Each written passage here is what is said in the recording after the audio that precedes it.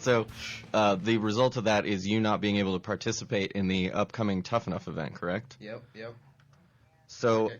when they just told you, or you found out from, was it your decision? Was it from a doctor? Was it from the camp? Where you guys just decided that it wasn't a good idea? Yeah. We all decided it wasn't a good idea. My brother, he was the one that mostly made the decision. He just said it wouldn't be smart to fight, and you want to take time to heal everything 100%, Right. before you get in there. So it wouldn't be smart getting in there 50%, with a hurt face.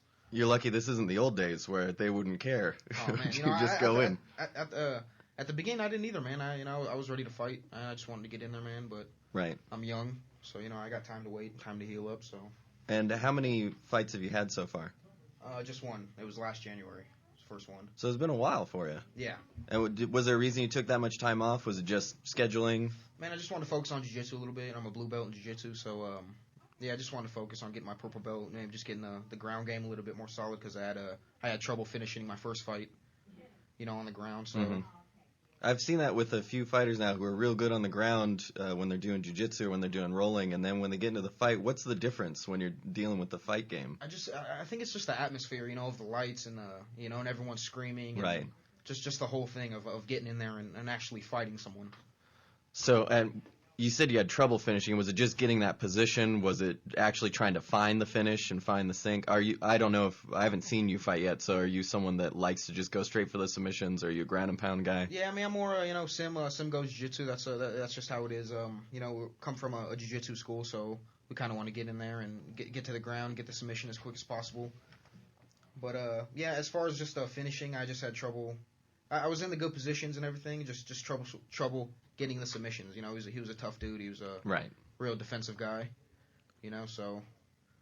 Do you think have you worked specifically on trying to get to those finish positions? Yeah. As far as January, just improvements improvements from January till now have been big, man. So I think being a lot more comfortable, taking the back and just getting the submissions finished. So. Right. And so you're training at Cobra Kai. How is the atmosphere there when it comes to training? Oh, it's great, man. It's big family. That's the biggest thing I love about that gym, man. It's just a big family-oriented gym. I've been there since I was 14, and the first day I was treated like family. Right. So, yeah, and I've seen you guys have something like 6. Yeah, you guys have something like 6 wins in a row now. So I think it was about 6. I know you guys had 4 in one night in August, where Cobra Kai won all 4 of the fights that they had, which was awesome to see. But there were some more before that, I believe, or maybe even one afterwards. So you guys are kind of on a tear right now. Does that put any extra pressure on you guys when you're going out there? It doesn't really put any extra pressure. The only pressure it kind of puts is not really pressure, but everyone thinks we're just a submission fighting gym. We just take it to the ground. I think all of our fighters want to showcase that we got good stand up and. We're not just a jiu-jitsu gym. Right, and you guys have the added pressure, or I don't know if it's pressure, maybe it kind of helps out. You can answer this for me. But there's a lot of big name gyms out here with people, Vandelay's Gym, Extreme Couture, and those names kind of pop out at you. Cobra Kai's the one I think most people wouldn't be sure what it is, what's going on there, or who they could expect to see there. And then when they see you guys come out and you fight, do you think that's an advantage where you're kind of considered an underdog, or do you think it's added pressure that you got to kind of perform up to their level? I like it. Kind of makes us the underdog. Knowing. I mean, I know everyone knows that we're a good gym, but like I said, everyone knows we're a good jiu-jitsu gym. Right. So when it comes to the MMA world, everyone's like, Cobra Kai's not really. They might not be there yet. But, right. I think that's all gives us that extra push that. We want to showcase what we're about in the MMA world. Right, and I've seen you guys do your training. I mean, you guys put in a lot of work in there from what I've seen. Yeah, man, everyone does, man. from just the jiu-jitsu guys to the MMA guys. Everyone's working hard. And how often do you get people from out of town that are coming in to help out, like the Hawaiians that you had come in recently? Pretty often, man. Sim has a lot of guys that he brings in that are pretty good guys. Just guys from town too that'll just stop in once in a while. Like Sonny BJJ, BJJ, his new gym. So he's been coming out and helping us a little bit. Yeah, I've always been interested in how you guys are able to bring other people in, because as much as every gym would like to just be able to sit in its own shell, it's always good to bring in those outside sources. Yeah. For guys like Couture and Vanderlei, it's pretty easy for them to just bring in some big name or somebody. So do you guys ever have a point where you feel like you need to expand your skills, you need to bring someone else in, or do you guys kind of have that core group of athletes that you think can get you to that level?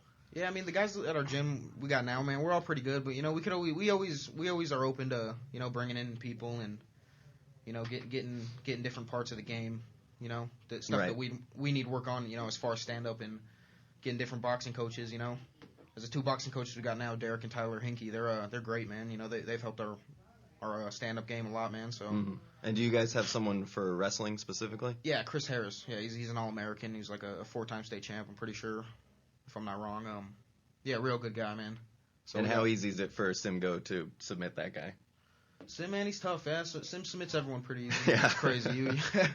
Man, you wouldn't think, man. Sim's an animal. Anybody that wants to go to Cobra Kai, just watch him roll. It's fun to see just his just how he understands the basics, and everything's fluid and nice. Yeah, everything, man. He's so smooth.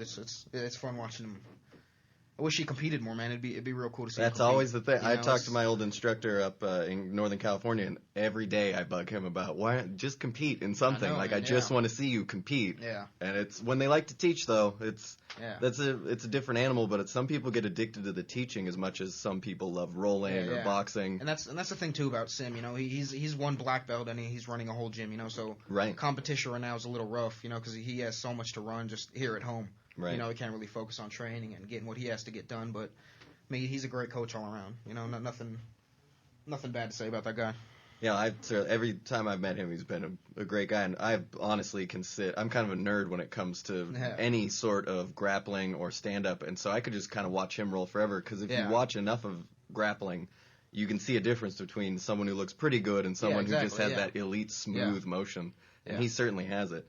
So back to your injury, I know you've got to be disappointed you're not going to be in the November show. Man. How do you deal with that as far as training? It's still good, man. At least I keep in mind that I could at least still be on the mat. If it's not like a foot injury or a leg injury where I can't train. I'm still happy I could at least be out there light rolling, drilling, doing what I got to do. So I'll keep in shape, and as far as the fight, I'll get on the next card December. So I'm looking forward towards that. So you're not going to be doing any kickboxing for the next couple weeks, though, right? Probably not. Stay away from the knees. And that was you were doing rolling, right? You weren't striking when you're. Yeah, we were doing just light sparring, not. Oh, okay. Light, wasn't too hard. Just unfortunately, you shot in so well that you broke your own nose. Man, ran right into that knee, and he didn't even throw it hard. That's the thing, man. I shot full force, and I pretty much ran into his knee. Well, what I heard of those guys is that they're pretty good stand. Like he was talking about is just that muscle memory. When you came in, he just kind of pushed his knee out. Yeah, he's like that Muay Thai guy, I think a different style, if he was a wrestler, I think his first reaction would have been to sprawl if I was shot, but him being a Muay Thai guy, the knee came up, And then your face did the rest. That was great. Yep. Well, at least you know that you can break noses, whether it's your own or someone else's. Yeah, You're able to do it. Mine's able to get broke. That's what I found out. So, do you have a timetable right now for when you think you'll be able to start looking at grabbing a fight again? I don't know right now. Like I said, I want December. I know I got a couple weeks before this thing is really fully healed. And right.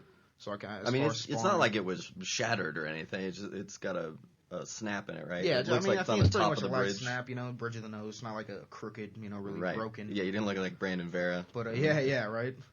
But So your timeline for your next fight is probably at least like 3 months away or so. Yeah, 3 months. Because I know that the Tuff-N-Uff guys wanted to see you in there. For people that don't know, you're related to Shane Shapiro, who's doing the matchmaking. Yep. Which some people would be, pretty happy that he was nice enough to let you out of that one. Yeah, I know there's plenty of brothers that would be like, no, just fight. Stop it. Stop worrying about it. Yeah, he's a good brother, man. He takes care of me. Do you know who you were set to fight? His name was Yordan Gonzalez, if I'm not mistaken. He was a karate guy. So he looked like a scrappy guy, you know. Yeah. Scrappy karate guy. Looked good, you know. But I was ready to go in there. It sucks. It's unfortunate the nose injury had to happen because I was ready to go in there. Well, like you said, at least it's not an ankle thing or a shoulder rotator cuff tear or something like that. You know, nose is a nose. That's why they have plastic surgeons. Yeah, we can just take care of that, no problem. Exactly. When you hurt that rotator cuff, you might as well just quit. Done, go man, play chess. Like your ACL injuries, man. So, when did you start training in any of the combat sports, whether it's jiu-jitsu, boxing, any of that? I don't, man. I've been. My dad was a boxer, you know, so I've always been around it for, you know, a while. When my brother really started doing jiu-jitsu is when I really fell in love with it. You know, I wrestled in high school as a freshman, and like I said, I was 14 when I went to Cobra Kai. Mm-hmm. So, you know, and I really started doing jiu-jitsu. That's when I really fell in love with the whole aspect of fighting, and you know, I don't know anyone who really likes to get punched in the face. Right. You know, so when I got to do jiu-jitsu, it's a lot more relaxing, and right. You know, you don't gotta look forward to going to the gym and getting punched. You know, you can just look forward to going to the gym and rolling, and you know what I'm saying. So did you do any high school sports? Yeah, I wrestled in high school. Okay. 2 years in high school, man. I didn't really take it too serious. You know, I got caught up in the partying. Right. You know, like high school kids party? Kid, what are you telling me? I wasn't invited to any Vegas of those. kids don't party. Yeah, right. Yeah, and you've been out in Vegas for a while. You mentioned before. Was it 20 years? Yeah, whole life, man. Yeah, 20 years, man. So, and what's it like? This is a city that gets a lot of people moving into it. Not a lot of people sit in one spot. So you're one of the few I've met so far that's actually born and bred. Yeah. I love Vegas. You know, I don't think I'd want to be anywhere else. You know, of course it's cool to travel, but I think I've been here so long. It's just this is home. Right. You know what I'm saying? And my family, you know, we're all from here. So my dad's from California, but we're all from here. So it's just home. You know. Right. And so you've been training at Cobra Kai for a while. Have you had any interest in training outside of there? Not permanently, but like checking out other camps, even if it's not in this area, going somewhere. You know, there's people that I talk to that even will head out to Thailand sometimes to do some Muay Thai training, things like that. Is that something you look for in your future for fighting? Yeah, I always want to travel. You know, I think it'd always be cool to go out and, you know, go to California, maybe train a team Alpha Male in Sacramento or. Well, that'll be a rough team to go. Yeah. Don't break your nose when you go out there. Dude, those guys they'll rough, keep rolling with you. Those guys are rough, man. But yeah, somewhere like there, go to Marcelo Garcia's gym in New York. You know, just travel different gyms. But as far as like really like leaving another gym, I don't really think about it, man. Cobra Kai is my home. Oh yeah, of course. You know, I always like to see how fighters deal with the idea of checking out other gyms as opposed to. I mean, there's that I would love to. Some places don't allow it. You get certain gyms that like just won't allow their fighters to go anywhere else. Cobra Kai obviously doesn't seem like that kind of place. Yeah. But that's because, like you said, you guys seem more like a family. So if you wanted to go check out another gym or just there was someone you wanted to roll with, I don't think Simgo wouldn't have a problem with that. Open to it, you know? But and you guys are producing some pretty good products out at Cobra Kai now. I know you have Kira Batara, who's looking like she's going to be a pretty big deal out there. Yeah, she's a monster, man. Yeah, she is a really scary. good. Yeah, Mogwai's a good name for her, but I feel like after it's nighttime and her fight's about to start, she should go by Gremlin. Seriously, because she turns it over. Into something else, man. She's rough. As nice as she is when you're just talking to her, when I watch her roll, there's that weird little switch that she has that some fighters do. Yeah. And you see it. It's not always intense. It's not like everyone's Vanderlei Silva, but you see in her face, all of a sudden she's linear focused. Yep. And she's really like comes from that wrestling background. She has a tough grind, you know. That's right. That's what a lot of people can't deal with is that grind, that pressure. And she's what, like 110 pounds, anywhere between like. Yeah, I think most 115 walks around. Yeah. She's come she's doing the 105 belt November 29th. I'm pretty sure. So. Yes, she is, and I'm excited to see that. I keep telling people about how good she is, and people don't. Once they hear the weight, they go, well, how good can it possibly be? Man, you know, they're always thinking, man. Yeah, I know. Those little people, they're quick, man. And it's not like she talked about with me about a week ago, is that she's 4'11". It's not like she's, you know, some gaunt, long, you know, emaciated person. That's how big she can be, you know. Yeah. She said that she bulked up to 117 for, I believe it was grappler class. Yeah, I think that's and she looked huge. Yeah. Like her frame barely supports 117. Yeah, she's stocky, man, yeah. And in that, I mean, I've seen her roll at Cobra Kai, and she's able to handle people that are much bigger than her. Yeah, she can, man. Out of most of us, man, she does really good against, man. She's definitely tough. I definitely wouldn't want to mess with her if I was a girl. So. Yeah, well, and that's saying something. At Cobra Kai too, you guys aren't meatheads over there, but you guys are tough. Like, no, yeah, tough we have that tough, that goon roll, you know. But we have that technical part where, you know, Sims let us experience some of his game and give some, us the knowledge of his game. Right. Some of you guys break your own noses. You're so tough. Shit. So it's a pretty big deal. Running right into walls were so tough, man. So I like to ask guys, that, especially since you've already had one fight, what's the difference for you that first fight when you're coming in? What's the surprising thing when you start to get out there? Is it just the nerves? Is it man, it's kind just, of the pageantry? Thinking about it is like, oh god, but it's man, it's rough. I think the most rough part for me was just backstage before they were like, you're on deck, get ready to go, and you're like, for whom the bell tolls, kind of a problem. Like this is it. And did you fight with Tuff-N-Uff? Yeah, I fought Tuff-N-Uff. And that's I love asking people about this one because from where I come from, amateur shows are like super amateur. It's like in the back of someone's house kind of looking thing. Yeah. Or like at a fairground where no one's paying attention to you. Yeah. So what's it like dealing with Tuff-N-Uff where that's like a professional level showcase? It was great, man. Tuff-N-Uff's they're a great organization for being amateur, man. And do you think it helps or hinders as someone who hasn't had a fight coming into it because of the pageantry and how big it is? Man, it definitely plays a big toll, man. But I think that's good though because when you get into the professional organization, you already got a good feel of that big atmosphere and But it's definitely overwhelming, man. The lights and I worry about you young guys laying eggs out there just because you get lost in that. I mean, they got the lights going, they got fog sometimes, they got the good music playing. And a pretty big crowd for amateur shows. That's a lot of people show up. Yeah, and just the arena feeling. I remember in the Orleans they had the ballroom. Just being at the South Point, they got the big arena. So you walk out and everyone's surrounding you. That South Point place, that's like that seems like a death cave that you're walking into. Though you guys, Cobra Kai, that had to feel good, even though you weren't participating in the one I saw, but you guys had so much support out there. Oh, man, it had to be over 100 people over there. Yeah, we got our own section filled up, man. Yeah, well, I think I felt bad for everyone else who had to fight you guys, because there'd be like, the pleasant claps, golf claps, because they're like, there's some guys. And then they'd say Cobra Kai, and the place would blow up, essentially. Yeah, we got a great support system, man. Like no other down there. So. Well, it's nice that you guys are able to back it up too, because you see sometimes people come out with a big crowd, and I feel like it's just because they're like it's part of the team, and they don't really, and they're there, and they're like, whatever, that's Jim, he's a dick. He's a dick in the gym, but out more than win. It's a free ticket, so whatever. But you guys, like you said, and we've mentioned a couple of times, it does seem more like a family mentality, definitely. Which has to be, that has to be the biggest plus of not being one of those big corporate gyms. Yeah. I mean, they have their advantages on finances, I'm sure. And you guys work in a pretty small space for how many people you have already. Yeah, it's just getting bigger, too. Yeah, I've been wondering. I wanted to ask Sim about that, about how you guys are going to be. At some point, you're going to run out of room. Yeah. Because you guys are just kind of in a large back room. It looks more like it's for like a restaurant storage area, as opposed to like when you go to Couture's and it looks like you just walked into or like Syndicate, warehouse. Syndicate should have a second story. Dude, that place is so big. It's crazy, man. For anyone that hasn't seen Syndicate, you might as well walk into like I guess a place that would house planes and jets. That's what it's for. It's a hangar. Yeah, and they really should just add a second floor. That would cost a lot of money. Yeah. I just say it like everyone's got $1 million. Just add another floor. That's for the weight room. Or just buy a whole nother warehouse. Well, I guess they're moving too. They're going to get a bigger place, or they're talking about moving because a bigger place is what they need, obviously. Yeah, right? How much more space can you use, man? I don't know. Well, they got a lot of amateurs over there. Do you know how many amateurs you guys have right now? Man, let's see. There's it's got to be more than like a handful at least, like right? 6, 7. Right. And I think Syndicate has something like 30 right now. Although there's low pros in there too, so. Yeah. But because they get so many people moving through, because there is so much space. They also have a lot of coaches. They're kind of anti. Big names down there. You know that. I think Vinny Megaleas and Fredson Pajal. Yeah, Fredson. So. And then you got also they get the names that come in where you got Roy Nelson coming through and King Mo shows up sometimes, so that always helps.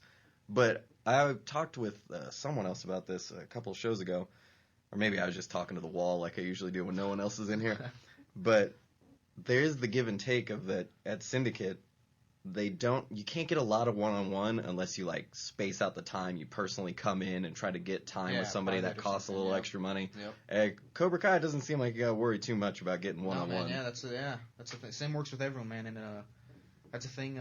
Sim, it doesn't matter if you're a big guy or a small guy. It's not like Sim has just one style that he teaches. He teaches everything that is going to work for That's you. Actually what I'd be worried about more than anything else is I have to roll with Sim at some point if I'm in there. If I'm over at Syndicate, I could probably hide from Pajau, no problem. Stay on the other side of the ring. It's no big deal. But Sim, it seems like, I mean, every time you're going to have to deal with him at some point where he's showing you something. Yep. For me, it would be showing me how I'm doing everything wrong. Yeah. That would be the way it worked. It's funny. You always think you're getting so much better. You know, you roll with Sim. It's like, yeah, all right. Yeah.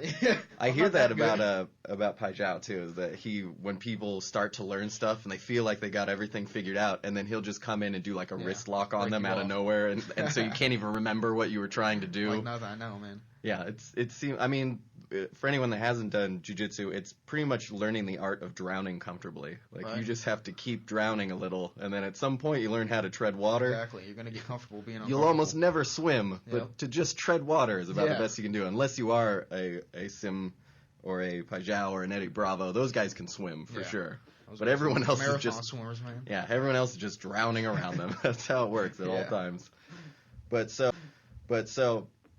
We have other stuff we got to talk about other than just the local things. Although I do want to say, for everyone that hasn't already, check out the Tuff-N-Uff website and check out for November 29th. I think there's something like 15 or 17 fights going on. Your brother's doing a hell of a job putting all those matches together. He's doing good, man. I'm so glad I didn't have to. I was talking to the Tuff-N-Uff guys, and they kind of floated the idea of me doing matchmaking. I went, I can't. I'm doing other stuff. That takes up your whole life. I know, man. I don't know how your brother does a lot of competitions as well. Yeah, he competes a lot, man. Yeah, he's the type A personalities.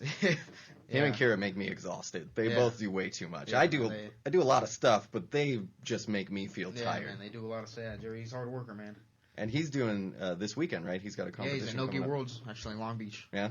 So yeah, he's getting ready for that. I got to get him in here so we can talk about all these fighters that are coming, because he's about as much of a nerd about fighting as I am. We can talk fighting all day. All day, yeah. He also has the same manic energy. I'm glad he's got that. Yeah, I like when I meet people that are as excitable as I am. Yeah, all right. So that's always good. Yeah, the guy, he's hyper, man. That guy's a creep. So did you watch the fights this weekend? The fight night? I think it was in England. That would be Machida. Oh, the Machida and Munoz, right? Yeah. Yep, I saw that. Yeah. I didn't see the Melvin Gillard and Ross Pearson fight. Yeah, Ross Pearson fight. Yeah, we got the illegal knee, huh? Yeah, we're going to talk about that in a second. The first thing we'll talk about is Munoz versus Machida. I'm always weird about friends fighting each other because I feel like they're not going to go full out and you get kind of an 80% fight. Okay. There's a few guys. Vanderlei Silva will probably murder whoever he fight. Like, he'll just go for it. Fight.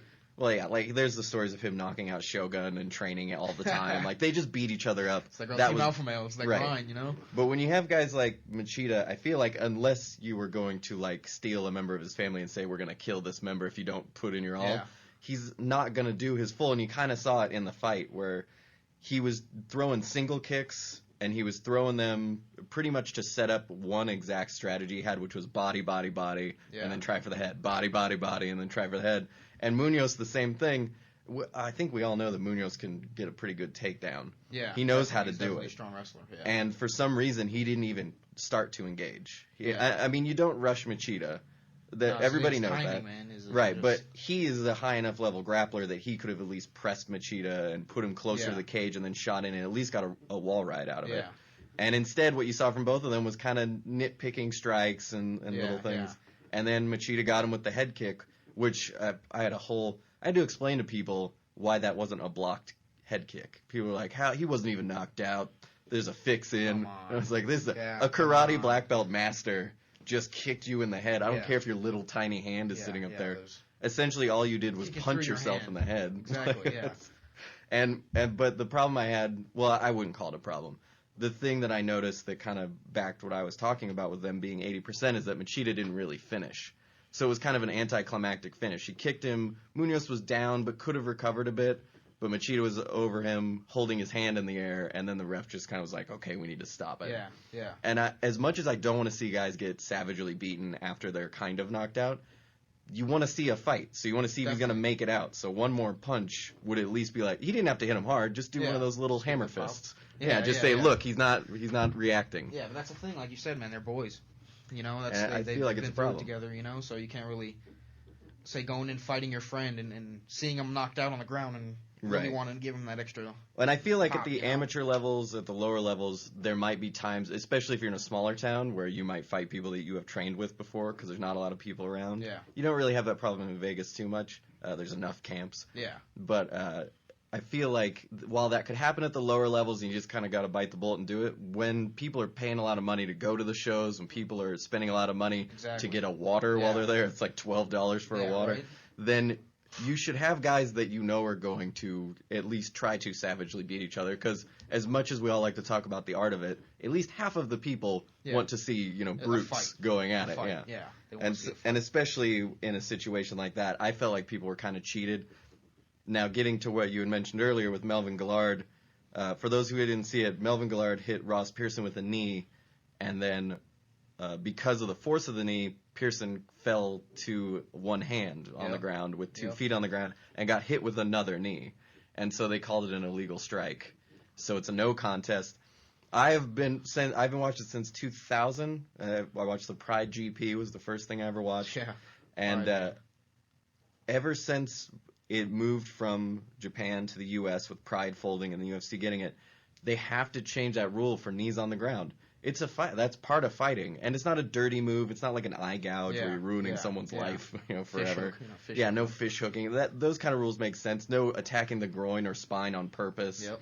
Those things make sense. A knee on the ground is you can punch him, you can elbow him on the ground. Yeah, why can't you I don't see the difference with the knee, especially when we see rules like that with one hand on the ground. Yeah, exactly. That doesn't make much sense, because why wouldn't I just always walk around with one hand touching towards the ground? Yeah, and some people do that, Well, we've seen John Jones. Yeah, Jones, exactly. I was going to mention, if you want to put your hand on the ground willingly, you should be ready for a knee. Right, exactly. I forget who it was that took a kick at him. I think it was Belfort. Took a kick at him while he did that, and then he went, if you want to play the game, exactly. play the game. If you have someone in a front headlock and you're throwing knees, and they're bent over, what's the difference between you throwing knees like that and then putting them I know they talk about gravity and force and that kind of stuff, but I'm sure that there's a little more on the pendulum swing that you get in that position, but you also won't be hitting him with as many. You're going to hit him with one, and it's probably going to be over if it's a flush kick or a flush knee. It's the same with the stomps. I just want the stomps back, because you know what? There's never a guy that takes 15 stomps. No, if you get stomped once, you're done. That's the end of the fight. Good stomp, man. I still blame them for ruining Shogun's career by taking away stomps and knees,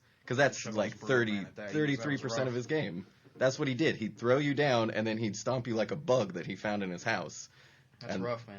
And I can imagine fighting with those the Pride rules, man, getting soccer kicks, That's actually a good question. How do you feel about the rule? I know for amateurs, you guys have a lot of extra rules. That's to protect you guys. Elbow, can't knee, right. And that's to protect you guys. I kind of get it, especially with the elbows, because of scar tissue that builds up and all that.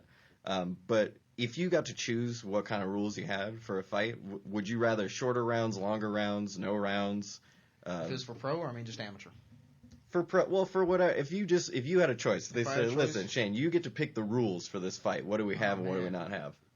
I think the rounds are good. I probably think a little, maybe like you said, knees. I think knees on the ground would be cool. I don't know if I'd fully. Well, as a ground guy, almost all ground guys want knees on the ground. Right. But as far as like the Pride rules where they're like kicking on the ground, man, I don't know if I would do it. Yeah. That's rough, man. That's real rough. I'm sure your adrenaline's up. You think it's a lot more worse. Right. Well, as a former soccer player, I want soccer kicks. Obviously, I can see you and Jose Aldo. Is getting. Oh yeah, man, that'd be terrible. Aldo's I think of like that, and it's just that's just a whole other animal. Man. But so as far as those knees on the ground rules, especially in this situation, how would you go about dealing with that? Would you feel cheated if you're Melvin getting the no contest? Kind of, yeah. Because I hit him with that first knee, and you could see he was stunned. Right. The other problem I have with it is how fast those guys fight. How is he gonna? He was already pulling back for a second knee. Yeah, you can't really. It's not like he saw his hand on the ground and intentionally ran up and wanted to knee him again. Yeah. Personally, I don't think that you should be allowed to put your hand on or it shouldn't matter that your hand is on the ground. Yeah. I honestly couldn't care less. I would want to knee you too, because that's a good time to knee somebody. It's a fight, But so that one really bothered me, and the whole show kind of had some weird twists where Machida didn't finish. Wasn't really a twist, but it was just kind of disappointing. Yeah. Anticlimactic. Although the kick was beautiful. Yeah, I could watch that all day. But beautiful kick. And then Guillard had the no contest. And then if you saw before Manoa and Jimmo, the fight was pretty good. It was a good battle between two real tough guys. And then Jimmo was bouncing around and just essentially, I think, hyperextended his ankle or something. Oh my God. It was weird where nothing. Fight, he got kneed in the face. He took a step back, and Jimmo always bounces. He likes to bounce around to kind of loosen himself up. And he took 2 bounces, and all of a sudden his left knee just kind of folded.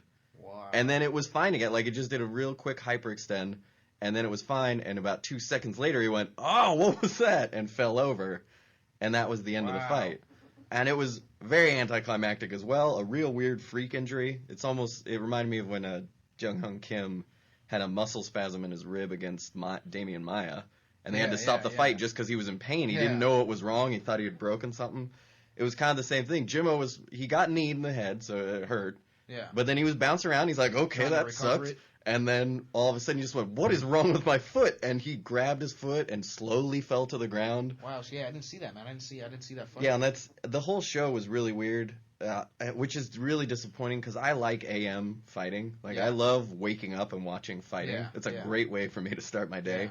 I'm a guy that wakes up to watch soccer, Hell yeah. and I wake up to watch rugby. Yeah, and UFC's so on. It's amazing. It's the best. Plus, I get to hear the British TV because I get it online. So I listen to the British guys talking about it. They barely understand the sport, so it's really fun. Funny. Well, because they don't they could get Michael Bisping in there, but they don't. They just get some guy who heard of MMA one day, and so he decided. Yeah, well, he's like an ex-rugby guy who's like, it's the same thing practically. Yeah.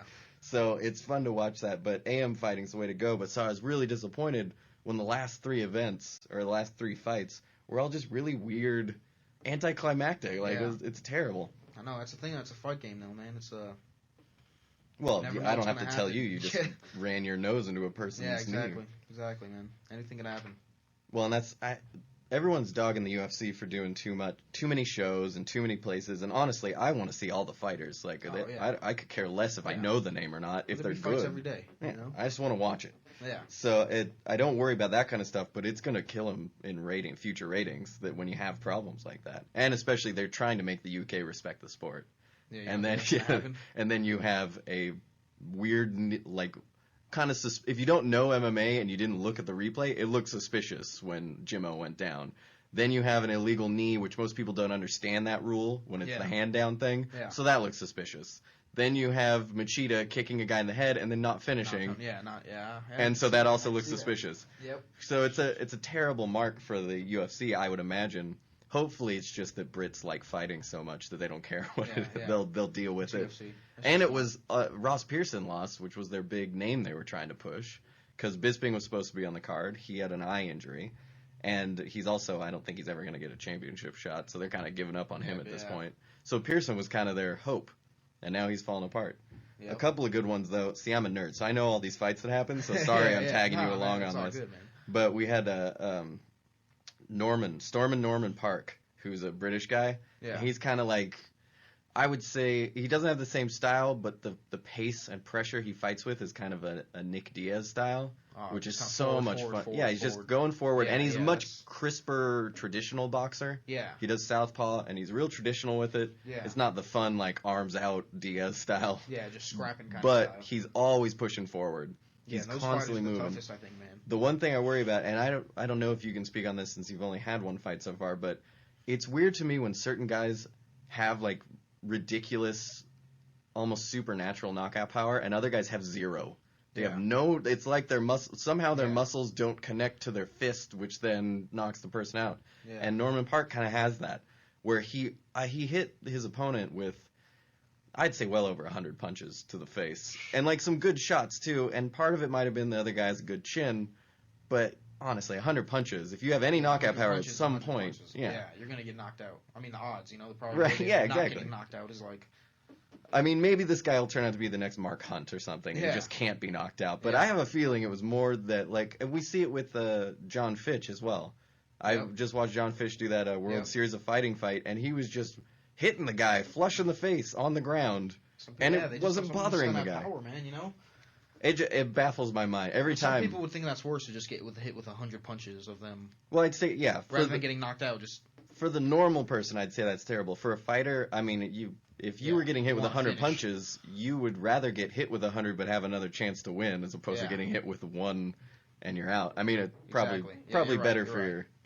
You're right. Your longevity is probably a little better if you just get a clean knockout and you're down, and then you just move on with your life. Yeah, exactly. Those 100 punches will weigh on you after a while. We started to see it with BJ Penn. Oh, dude. It's starting to happen. He's an animal, man. It makes me sad. I never thought I'd be one of the... Well, I knew it would happen eventually, but I always was in denial about that I'd be that guy who would talk about old fighter and be like, you're disrespecting a man who was once one of the greatest. And I do it all the time now, where people are talking about someone like Jens Pulver. Yeah. And they'll have seen the end of his career, and they're like, Jens Pulver, you mean that guy that always got knocked out? And I'll be like, how dare you? Yeah, exactly, yeah. Why don't we come over to my house? We will sit down. I'll show you 6 hours of Yeah. his fights when he was just Jens a is an murderer. animal, man. When he was 135 pounds, beating up 160-pound men. New generation too, you know. You can't. I know, but it's killing me. I didn't think, because I made a joke about it a couple shows ago, where you hear those guys at sports bars talk about the old like Cleveland quarterback from the 1970s, and you're like, this guy talking the old stuff. I have no idea what he's talking about.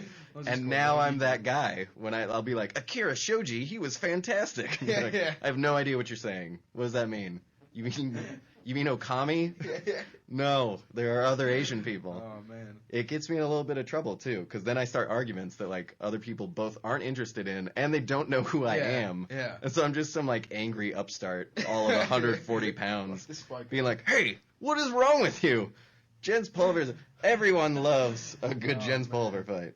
So it's a problem. And that's when I watch the World Series of Fighting, that's kind of how I feel, because they get all the guys that are coming, they're past their prime, or they were gone for a while, now they're back. They got a Rampage and Tito coming up, don't they? No, that's the Bellator. Bellator, and Tito just backed out of that fight. Oh, he said he had a neck fracture. Not sure how he sent the message, given that his neck was fractured. Yeah. But whatever. He always has an injury. Whatever goes on. I've told the story before, so I won't go into it too much. But he's been the one guy in Vegas, the one fighter who's been a real ass to me. Like, just wasn't nice to me at all. Dismissive. I heard he was a dick, man. I heard he was. Yeah, well, that's it's always sad to see. But like, I don't take it personal, because I was working for another company at the time, and he was just kind of mad at the company. Yeah. But it was weird that he just decided to be a dick to me, like, because Yeah. he's mad at the company. But you get that. But yeah, he just backed out of the fight, and he's done this for so long now. He's always got injuries.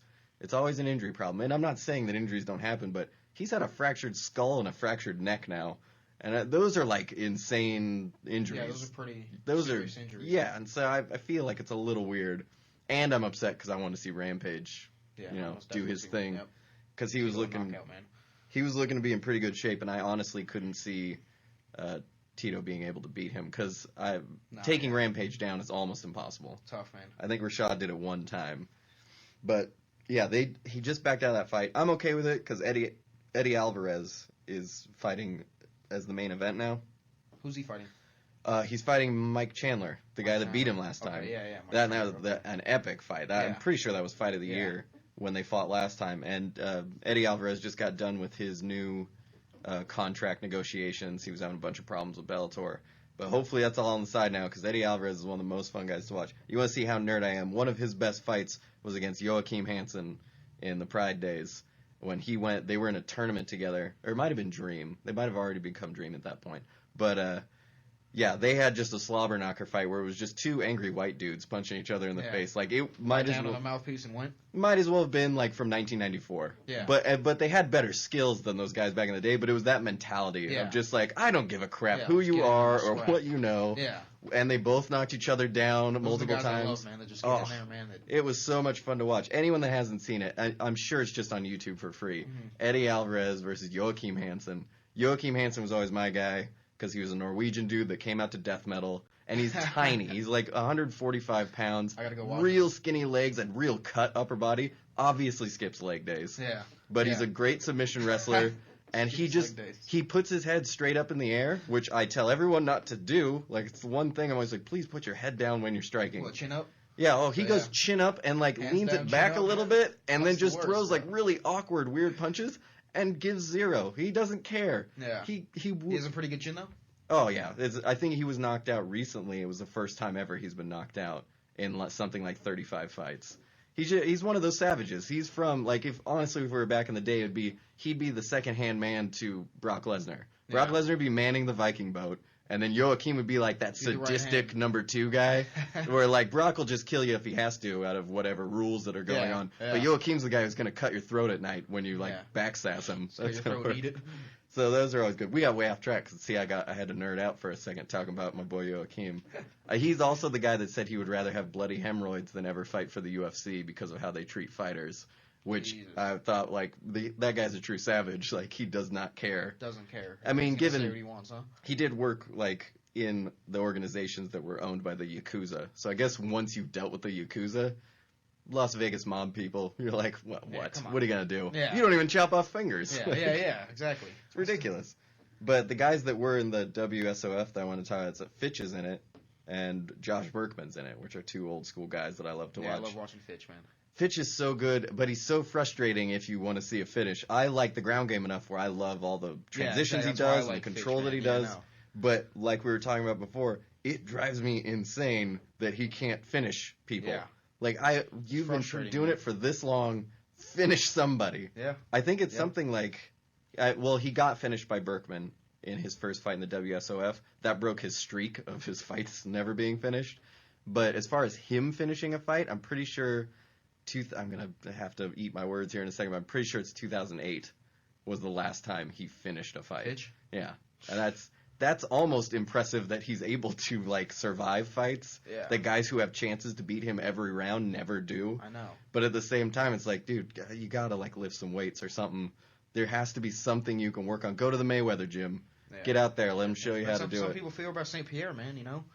He's a real technical fighter, but he can't finish. St. Pierre is even more frustrating because I know he can finish. Exactly. I've seen him do it. Exactly. That's the thing. Like, you know you can finish. He's such a, like, superb athlete to everyone that he comes across, man. Like, well, and he used to be called Rush St. Pierre because he would rush in and he would just decimate people with striking. Yeah. And I'm not saying he has to be gung-ho all the time like Joachim because there's a reason he's a champ and Joachim isn't.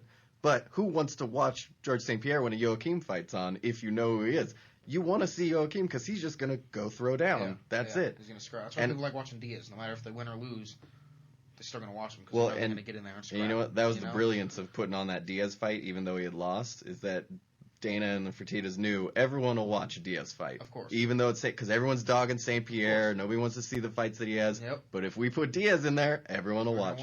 I actually got to watch that for free. I was living in Nicaragua at the time, and they just have the shows on for free down there. That's awesome. Yeah, well, because I guess it's because nobody else watches them down there. So it's like free because they can't make any money. Fights, you know? Doesn't watch the I was crazy, trying so hard to explain it to the guys. Well, because they're all boxers down there. Oh, so they look at it and they go, "Oh, this stand-up is terrible." I'm like, "Yeah, well, that guy's a Division I wrestler." They don't even understand, so they're like, what the hell is this? Trying to explain why a Division I wrestler isn't throwing, Mayweather-esque punches. It's really hard to do because they don't do wrestling down there at all. So they really don't understand that part of it. Mm-hmm. They kind of understand jiu-jitsu, but the boxing, they're at such another level where they see guys like Marquez and people like that. Those are their GSPs and Anderson Silvas. Yeah. So, like, I don't even try to talk with them about the striking part, mostly because I don't speak enough Spanish, but also because they're on such another level with it where, like, it's like if you're talking to Simgo about the ground game at all, and you're someone who's just like, I saw Hoist Gracie fight once. Yeah. Like, that's how I felt about it. You got those guys that are like, this guy can't take me down, You have the typical guys that come to the fights and they're, why'd you let him get him, why'd you let that guy get you to the ground? That's actually a good question for you. How much have you had to deal with guys that, quote-unquote, train UFC that are just not, they're not really fighters? Oh, man, you come across it all the time, man. Especially here in Vegas. It's a fight capital. Well, that's why I wanted to ask. Yeah, you're in the mecca of it. All the time, man. People that watch, I've got some people that, have watched my fight, and they're, why is it just a wrestling match? Why are you guys just wrestling? And it's so frustrating to try to get the point across that, we're fighting. It's not just we're rolling on the ground. There's technique to everything you're doing, but people that don't have any understanding of the fight game, they don't, two guys rolling on the ground, Yeah, I'm sure it took time for most everyone. I was enough of I fell in love with it right away, and the first fight I saw was Hoist Gracie versus Sakuraba. For 90% of people, that was a really boring fight. And I get why, because they don't understand it at all. Yeah, exactly. So they just see two guys holding still, but they don't understand that they're clinched, and they're, like, all their muscles are being worked at the same time for an hour and a half. That fight was absurd to me, and the thing that won me over, which never wins over guys that, quote-unquote, train UFC, they always finish with bro, too. I train UFC, bro. Yeah. But those guys never understand the subtleties of, like, when you're pressed against the cage, Or when someone's working for a triangle, why that guy didn't escape right away. And you're like, dude, you don't understand what's going on right now. Yeah, I have no idea, man. And that overall fight, the reason that it caught me so instantaneously was that it was real. Because I saw wrestling as a kid, and it's always over the top, really dramatic, I grew up always wrestling, crazy so I know things what you're going saying, on. man. Yep. And then when I saw that fight, I went, "Gee, this is real. Yeah. Like these guys are really. That's why they're holding so still. Because as soon as that guy moves, the other guy has a plan. Yeah. And it was like It's a chess chess all of a sudden. Yep. And that was a long ass chess game. I don't know how both of them went an hour and a half. Even if you're sitting still. You think now, even like 20, getting in there for 15 minutes is like, God, that's exhausting. 25 minutes is, Jesus, like, that's exhausting. I actually sat with a Secret Service agent who was at the King of the Cage fights. Yeah. I hope I didn't just give away, because people will know who he is if they know me at all. But I was hanging out with him, and he had a few, and he was probably being kind of dickish, but he was like, why are these guys tired after like 2.5 minutes? And this was like a fight where they came out and, like bulls in a china shop, they were going for it, and it wasn't just swinging, it was takedown, stand up, roll over, all the stuff. Everything.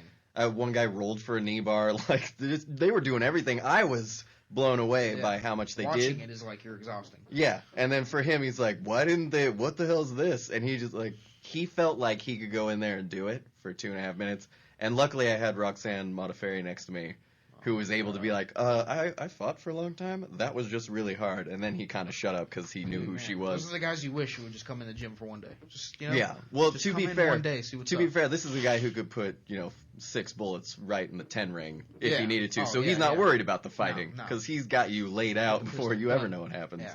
And his combative skills are like, if someone's trying to murder you, how do you murder them first? Yeah, disarming someone. Yeah, well, not even that. Like that. Not if you're Secret Service. How do you kill that man as quickly as possible? True. So I can see why he wouldn't worry about 2.5 minutes. If it takes him 2.5 minutes to do anything, he's failed miserably. Yeah. He has to do it in 3 seconds or less. Yeah. So I get that part, but at the same time, he's a big guy, but I want to be like, you want to go roll? Like, I'm terrible at jiu-jitsu, but I guarantee you, if you've never done anything, just you trying to control me after you inevitably take me down with your giant arms, you will be tired because you won't know what to do, and I will continually make you work. Especially if you can't kill someone, I know, there's rules now. That's what I'd worry about, is he'd forget that we're playing, and it's like snaps your neck. Yeah, it's like playing around with those people you see playing around with bears. Like they're the bear handler, and they play with them. You're like, at one point, that's going to go very wrong. It's not going to go well. Piss that bear off.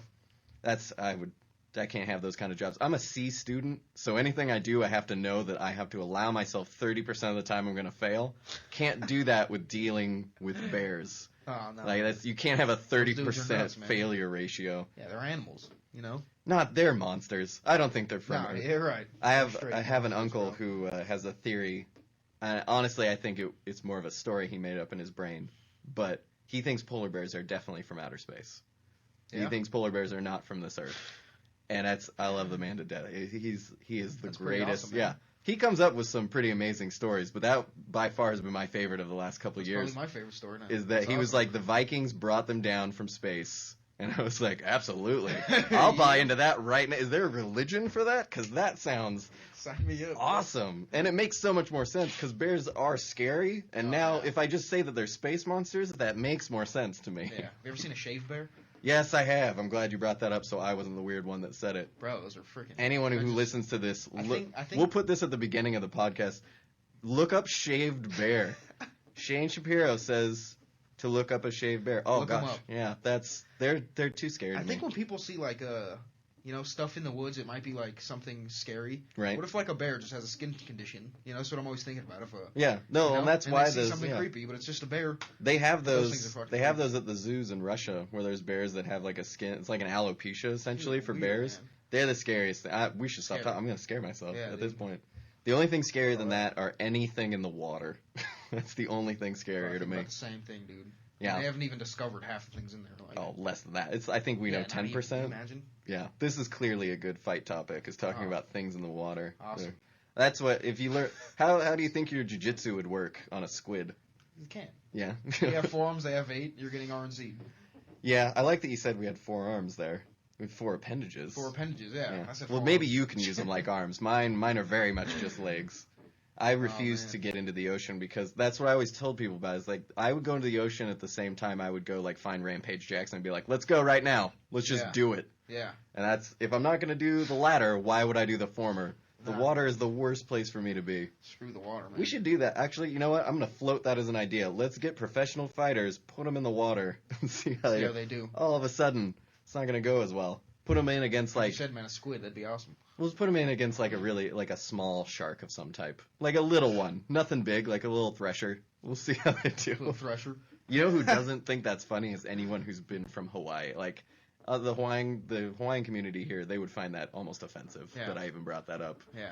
Because I'm sure they know someone who's been bitten at this point. Personally, though, I just like to see what Rampage said to the shark before he started fighting it. Yeah.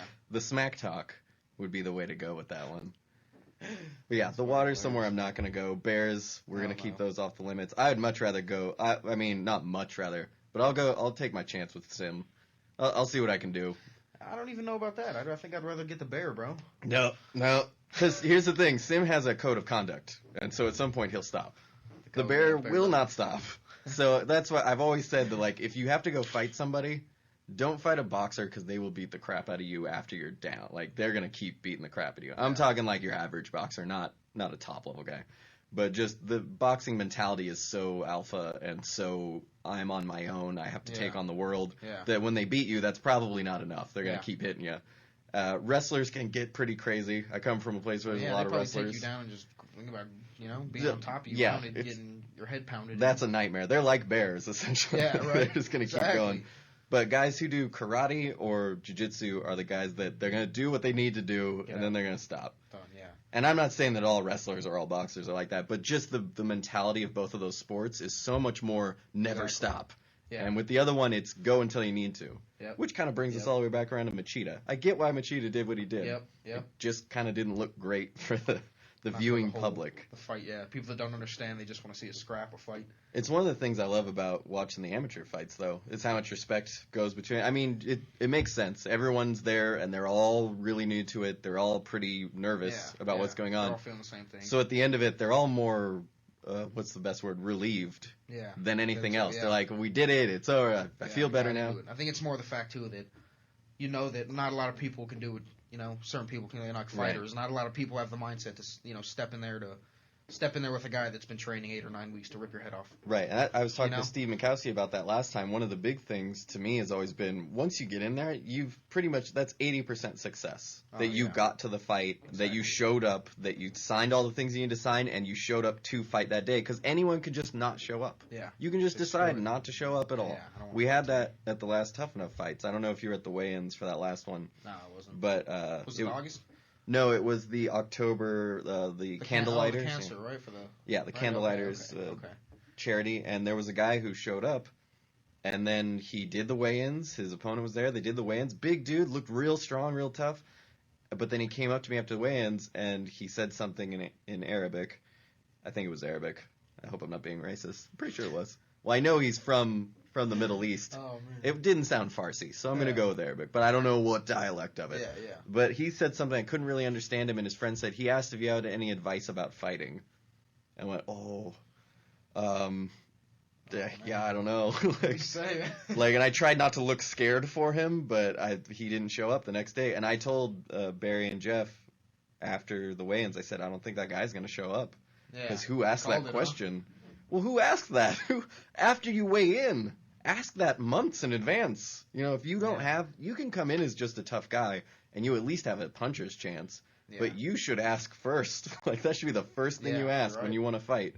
Because I went into my first fight knowing nothing, and I got the crap kicked out of me. Yeah. But I had a puncher's chance. I stayed in the fight. I did I did what I could do, which was mostly get beat up and have my arm broken. Survived. Yeah, I made it through. Well, until though, man. That's the main thing. You got in there. Yeah, exactly. And that's, but what I did before that was train from what I could figure out, like watching videos and just staying in shape, trying to do what I could do. I didn't just come in one day and be like, hey, I'm ready, let's do it. Because that just seems insane. And I certainly wouldn't tip my hand and tell people that I didn't know what I was doing by asking, how do you do this fighting thing? Yeah, what is it? Yeah, it's funny. That always reminds me, man. I think a couple of weeks ago, someone came into Cobra and they were like, can you get me in the UFC? Like, man, you should have just played it off. Been like, yeah, definitely. Just give me a $200 retainer, sure, and we'll get you in there, no problem. Yeah. That's the way to do it. Yeah, it's... All right, man. I used to see that in Northern California as well. There's a lot of ranchers and cowboys up there, which are tough guys. They'll come in. Usually they have a wrestling background, but they think that they are just going to, like, take over the world, which I'm sure you guys get in here in Las Vegas. All the time. But it was funny up there because people really don't know. They're learning a lot more about fighting now, but this was back 2002 to 2005. So unless they knew what Pride was or they really liked Tito or Chuck, then they had no idea what fighting was about. Yeah. And so people would come in, and they would always, like wrestlers, they'd take you down, and you knew it was going to happen, but we worked to the ground game, jiu-jitsu and all that stuff. Every day I'd get guillotines on guys that were just, they'd shoot in too hard, they'd leave their neck out, I'd guillotine them, and then they would act like I had just cheated and had ruined their day. Like, why would you do that? Like, what are you doing? I took you down. I'm winning. Your back was flat on the mat. Exactly. And you get that a lot. And like what I asked you before, they would always come in and be like, I've been trained in UFC, which I don't think they understood wasn't the word for the sport. That's a company. That's what I tell people all the time. It's saying, are you been training MMA? Yeah. I've been training UFC, bro, and I lift a lot. Like I can bench 300, and that will help me push you. Yeah. It's going to help you. That's funny, man. Well, that's the way it's always been. Luckily, awesome. I put myself in the position. Well, for you, it's got to be fun. It's like feeding frenzy. It's awesome. You're the shark in that situation. I'm the guy to egg it on. Like I don't call people out on the stuff, bro. I just love to like egg it on and just listen and just laugh, dude. Oh, it's the funniest, man. Do you like to egg on Kira? Do you like to give her crap? Kira, yep. I always give Kira crap. She's my girl, man. I'm working really hard on not calling her Kyra. That Y in her name makes me want to say Kyra. It's so hard. Yeah. Her mom got mad at me, and I was like, "I'm sorry. You put a Y in her name." I thought it was Kyra at first, but then it's phonetic. Leave me alone. Makes sense. But yeah, I always want to see someone egg her on because I'd like to see how angry she actually gets. She seems like she's pretty controlled. Like especially with the friends. She doesn't really flip out. I mean, I could see. I mean, so I don't really like egg her on like. Right. Like, you're not berating people. Or anything. Some of the guys. That's how it is at the gym, though, man. I think that's another best thing about Cobra Kai is everyone like talks shit, everyone bags on each other, man. Right. It's the funniest thing, dude. Yeah, see, there needs to be a little more of that in MMA because the respect part's good, but it's good to egg each other on and push each other a little bit. I talked about how that at the Mayweather camp. If you go in there with the background of being at like a couture or a syndicate, you're used to the respect, be quiet until you're spoken to kind of stuff. And then Mayweather's, you go in there and you're like, oh, these people are very rude. And they're not being rude to each other. They're having fun. Yeah, like, that's what they do. How it is. And so they all like to talk crap to each other and tell each other how they're going to beat them up later in sparring. But at the end of the day, all they're doing is helping each other out. Exactly. They applaud each other constantly. Yep. It's pats on the back at all times. But it's funny to see the difference in the camps, and I would agree that like yours is much more. It's closer to a Mayweather mentality where you're all working, but you're all kind of you like to jab at each other sometimes verbally. It definitely gets under people's skin. Like now, I'm one of the guys at the gym too. Like they'll be going for too long, and I'll be like, shut up. They'll know it starts getting me mad, man. Like my brother's the worst at it. Oh, I could see your brother. Yeah, God. Him. Well, he's Jason hyperactive. Carpenter and Mark Beery. Yeah, the worst. Those guys are the worst. I can definitely see your brother doing that. Well, plus he can do those crazy eyes and get in your face, and he could probably intimidate people as much as he can egg them on. Yeah, he's funny, man. Yeah, I still haven't. Every time I'm in there, I don't see him. I never see him in there. Yeah, I know he's busy. So yeah, especially this past week, he's been trying to just rest up. Now, are you doing any of the grappling tournaments? Do you do those? Yeah, I always do grappling tournaments. Okay. I just got back from last weekend and went to Phoenix. Oh, you did the Phoenix show? Yeah, okay. I did Naga. We should have talked about that earlier. I don't know why I totally passed that by. I know. We'll get you back in here. Yeah, it's all good. We had to talk about sharks and bears. So that happens. But yeah, so you said you're a blue belt? Yeah, I'm a blue belt in jiu-jitsu. Do you do the intermediate or advanced class? Intermediate, man. I'm going to start doing advanced next tournament. Cool. That's good. It's me and my instructor always talk about the sandbagging that goes on at those tournaments. Yeah. Actually, for grapplers question, man, I tried to do advanced, but the fact that I had blue belt gi, they didn't let me, so they put me down on the no gi, and I was like, I'm not trying to sandbag, I'm trying to go up, it's not like that's a weird one. They should switch that. Be a lot harsher on the sandbagging. And on the other one. Yeah, that's my instructor keeps having problems finding fights because everyone wants to do intermediate instead of advanced. Yeah. And he's one of those guys that wants to challenge himself. Yeah, he doesn't care if he loses if it's a legit loss. Yeah. He also hates those point systems. I don't know how if you're a fan of those. I personally can't stand the point system. Like what, in jiu-jitsu? Yeah, in the jiu-jitsu tournaments, like Grappler X, their point see, I've system never is went to terrible. Grappler X, so I don't really like. Yeah, and I don't know what the points are for quests because I haven't been to one yet. But too much emphasis on top position when it's not controlled top position or when you're being threatened and they still give the points. Quest Nog, you have to have 3 seconds to get your points. So you have to control your top. That's one of the things I wanted to talk about. We'll have to get you back in here because we should talk about that grappling stuff. Are you doing the November 16th Grappler Quest? Grappler Quest, yeah. I was going to do Nogi Worlds, man, but the broken nose happened. You and your broken nose. So much, man. It's crazy. That's one of those ones where people should just be like, excuses. Breaking your own nose. Exactly. You just break your own nose to get out of it. That's actually what a couple guys at the gym, that's a cute excuse, bro. You know? Yeah. I get that all the time with people because I do all the different jobs that I do and different things. And then so when I don't want to go out and do something or when I'm just too tired, I'm like, I can't do that today. Like, excuses. Yeah. You know, a real man would get out there and get it done. You got to do it. It kills me. I hate it. And that's why I don't hang out with anybody. I can't stand them. All right, well, we got to finish this up now, but it was great to have you in here. Thank you, man. I really appreciate it. And we'll get you in we'll get you in here soon again. We'll get you talking. Maybe we'll get you and your brother in here. You guys can talk crap to each other the whole time. That'd be awesome. All right, so that's it for today. We will be back at the end of the week on Friday. This is Bootsy, and you've been listening to Fight Grind on Las Vegas Tribune Radio.